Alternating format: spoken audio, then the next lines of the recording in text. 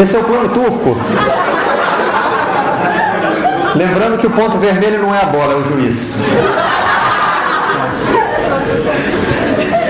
Esse é o plano escocês. Claro que isso foi feito por ingleses, e o plano escocês não tem nenhuma setinha porque eles ficam em casa vendo o jogo pela televisão. Porque a Escócia não vai à Copa do Mundo, né? Enfim, gente, isso era só um divertimento pra gente terminar, pra vocês poderem terminar rindo, né? Sei lá.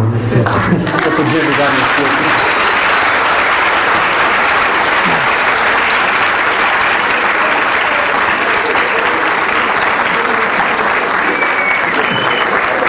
Não sei se foi tudo muito misturado, se o meu plano de jogo estava parecido com o francês ali, mas o mundo está meio aqui naquele plano de jogo ali, tá? É mais ou menos um retrato de como estão as coisas. Mas tem muita coisa acontecendo e tudo ao mesmo tempo. Enfim, é um mercado muito louco que vocês vão encontrar lá fora.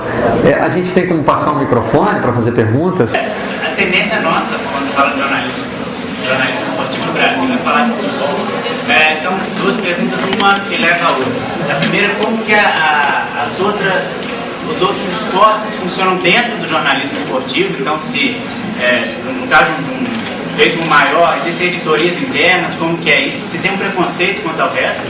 E quando você falou de questões econômicas, sexistas e tal, teve um problema recente que envolveu tudo isso, que foi o caso da Fórmula 1, do Nelson Piquet e tudo mais. E a segunda pergunta está aí. No dia da transmissão da corrida, Galvão Bueno, Luciano Burti, Reginaldo Leme, nem citaram o problema durante 1h30 da última corrida. E durante a semana que... Você se refere à corrida em que o acidente ocorreu? Não. Na última corrida, Monza? Na última corrida, ao longo da semana anterior, todas as polêmicas explodiram. Tudo na internet, tudo em todo lugar. E durante a transmissão, que seria, pelo menos para mim, fã de Fórmula 1, o lugar oficial de ouvir o Reginaldo Leme, de ouvir o comentário, não, a polêmica nem veio à tona. Como você vê isso? Eu vou ter algumas limitações aqui, principalmente quando eu for falar de colegas, né? Porque eles tomam decisões editoriais das quais eu não participei, né? E também não vou falar o time de nenhum comentarista esportivo da televisão brasileira, tá? Era transmitido ao vivo pela internet, sou bobo. Com relação ao caso do Nelson Piquet, houve muito despreparo, né, da nossa parte, mas houve também a participação de um profissional muito importante da imprensa esportiva brasileira, o Reginaldo Leme, que foi o cara que deu o furo que suscitou essa confusão toda, né? O Reginaldo foi o primeiro a trazer a notícia.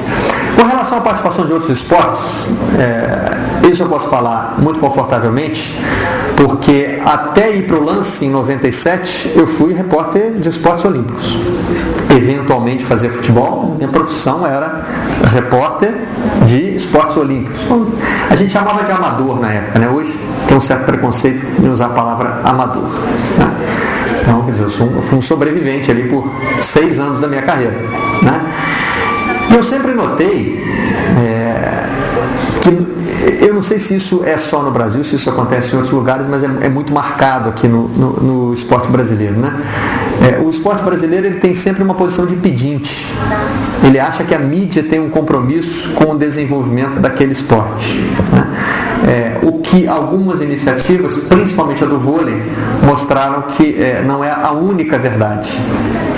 É verdade que o esporte fora da mídia vai ter condições de desenvolvimento muito menores, né? Mas não é verdade que um esporte que a mídia resolva abraçar vai se tornar popular só por isso, né? O atleta brasileiro está sempre falando que precisa de apoio, que precisa de patrocínio, que precisa de divulgação, né? É claro que ele precisa, mas ele também precisa entregar o produto para isso. E esse produto não é só ganhar, né? Claro que o comportamento do consumidor brasileiro mostra que nós temos 2 esportes favoritos, né? Futebol e alto do pódio, né? Esses são os 2 esportes que a gente gosta, né? A gente gosta de ver jogo de futebol e ver brasileiro no alto do pódio. Pode ser qualquer esporte. O brasileiro ganhou, a gente está dentro, né? O tênis foi o esporte preferido de todo mundo enquanto tinha Guga. Depois o Guga saiu, vamos ficar lá vendo Roger Federer, né? A Fórmula 1 até é uma exceção a isso, sabia? A Fórmula 1 conseguiu criar um público tão fiel que sobreviveu a um período sem título, né? Embora houvesse piloto brasileiro. Cuidado antes de vocês rirem, hein? Ele pode ganhar esse ano, hein? Cuidado! Ele pode ganhar e eu quero ver o que vão dizer. Já tem gente começando a se preparar. Ele é brasileiro e não desiste nunca. Já começaram a moldar o discurso, né? Mas eu acho que é muito mais aí a entrega de um produto interessante. O esporte tem que entender que é produto. Alguém tem que querer ver aquilo tem que gerar interesse, tem que passar a impressão de ser bem organizado, de ser bem disputado. E esse é um trabalho que o esporte brasileiro está começando a entender. Alguns esportes brasileiros começaram a entender. A gente tem o vôlei, a natação, o judô, como esportes que começaram a entender melhor a relação com a mídia e a relação com o público, de uma forma geral. Independentemente de ganhar medalha ou não ganhar medalha, a natação até passou por um período difícil aí de transição, mas continuou fazendo um trabalho sério.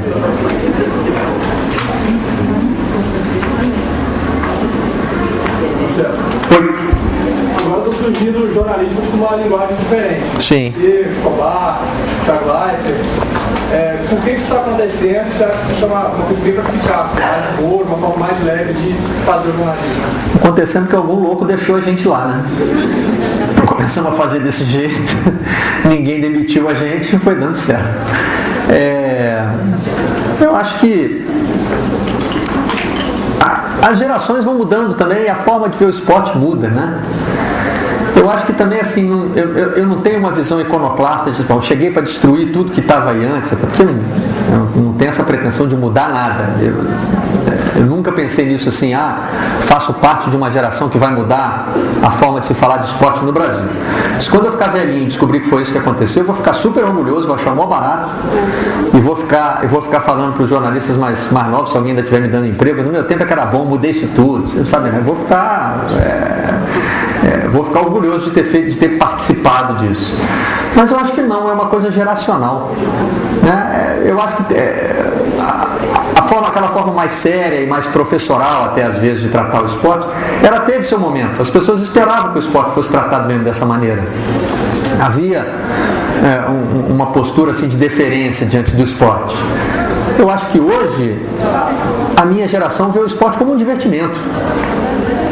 Que o esporte tem que estar ligado de alguma maneira à diversão, né? O esporte, quando foi levado a sério demais, várias vezes descambou para coisas horríveis, né? Descambou para preconceito, descambou principalmente para violência, né?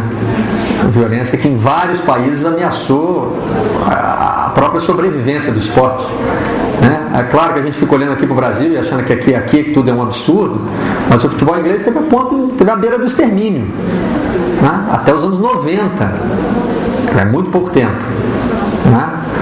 Aí quando fizeram lá o tal do Taylor Report, né? Depois que morreu um monte de gente na tragédia lá acho que a última foi a de Sheffield, né? Que provocou lá. E aí aconteceram várias coisas também que o esporte inglês foi elitizado também. Hoje custa uma fortuna ver jogo na Inglaterra. Ver jogo na Inglaterra é programa de IUP hoje. Não sei nem se existe IUP mais, mas enfim, os caras que têm lá dinheiro podem pagar um ingresso caro, né? Eu acho que a gente hoje faz parte de uma geração que vê, acho que você podia ter citado nessa lista o Tadeu Schmidt também, que faz um trabalho exemplar nesse sentido, não só com relação ao esporte, mas com relação ao jornalismo. O Tadeu inventou uma forma nova de narrar off na televisão brasileira, né? Que hoje está todo mundo também tentando imitar e tem saído cada coisa, né? Mas cada um tem que procurar o seu caminho. O Tadeu procurou o dele com muita competência, mas com muita dedicação também. O Tadeu tem muito talento, mas ele demorou alguns anos para construir essa forma nova de falar na televisão, né? E deu super certo. Eu acho que não houve um movimento assim, vamos nos juntar aqui e mudar. É a nossa forma de ver o esporte. Foi só isso. Sim. Você acha que o Cuca é bom treinador ou ele tem falta de sorte? Eu acho que o Cuca é bom treinador e tem falta de sorte, né? Essas duas coisas caminham juntas. Eu tenho hoje uma postura muito crítica com o que representa um treinador para um time de futebol. Eu acho que nesse ponto o técnico da seleção brasileira está dando um exemplo muito interessante. Um exemplo que vai merecer ser analisado, principalmente se ele ganhar a Copa do Mundo. Se ele ganhar a Copa do Mundo, aí vai virar caso de estudo nas universidades, vão fazer tese de pós-doutorado sobre a função do treinador, né?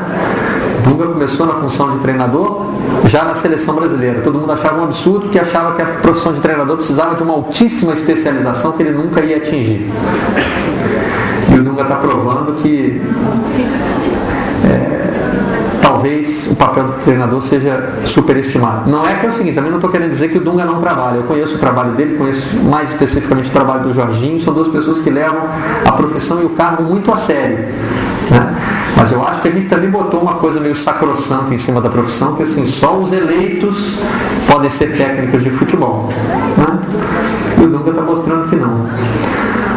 O Cuca é meio sofrido, né? E você sabe que ele não é assim com a gente, cara.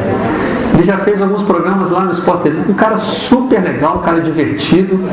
Mas na relação dele com a profissão, especificamente com o futebol, ele tem uma coisa desinsofrida e eu não consigo entender o que é. É um karma.